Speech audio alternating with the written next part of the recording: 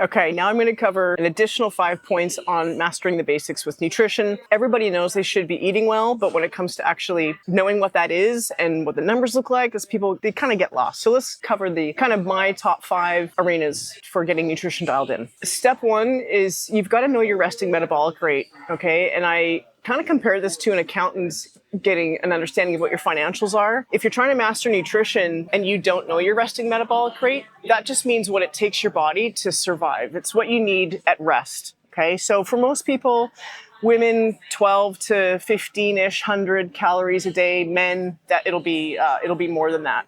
But if you don't know that number, you're not going to be able to then plan being in a surplus, being in a deficit, or even being at maintenance if you don't know what that number is. And that's an easy number to get. We run it all the time on our in-body scan. There's freehand calculations you can use to find that. But step 1, we get them to determine their resting metabolic rate, or we do it for them. So step 2 is once you know your resting metabolic rate, then you've got to be realistic about your physical activity level. Okay, so there's calories needed for survival and calories needed like at rest and survival. And then there's what do you need to support your lifestyle? What do you need to support your training? That's called your physical activity level. And that's just one of the additional things you have to account for. But let's just say that number is, let's say you're very sedentary, but you walk. Okay, that number is going to be lower than if you're training for an hour and a half, 5 days a week. So step 2 is to determine your physical activity level, or your PAL. Step 3, now you've determined your resting metabolic rate, you've determined your training level and just how active your lifestyle is.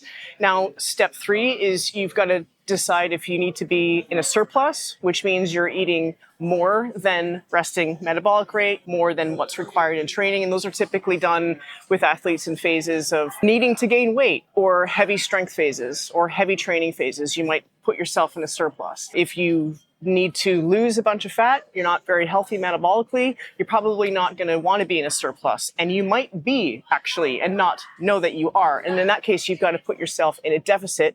But it's not a deficit relative to your resting metabolic rate. It's a deficit relative to your total calorie intake, including your training. Okay, so that's step 3, is determine whether you need to be in a surplus, a deficit, or just eating at maintenance, which means you're not going to be gaining weight and you're not going to be losing weight, or gaining fat or losing fat. You're kind of just cruising along. You're in a maintenance phase. Step 4 after that. So remember, we've just been talking about calories. We haven't even gone down the macro part yet. Okay. So everybody, I think, knows what macros are. It's just short for macronutrients, or your protein, your carbs, and your fats.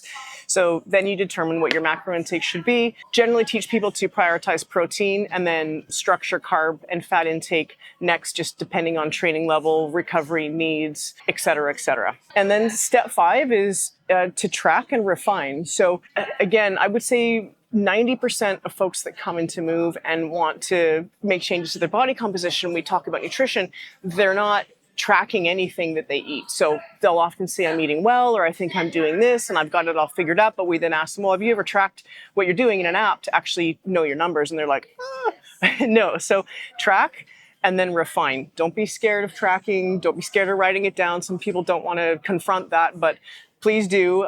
We use an app very specifically so that it's an eye-opener not only for you, but for us as coaches. And then we can help you refine all of the above over time. Because as you can tell, it's really, nutrition's kind of simple, but it's kind of not. If you want to do it right, like if you want to be a good nutrition coach and you want to be a great athlete, or you want to be a great weekend warrior, you want to have an idea of these numbers. It's a better tool. It's a good compass. So I hope those things kind of made a difference. And if you have any questions, please reach out and come give us a visit.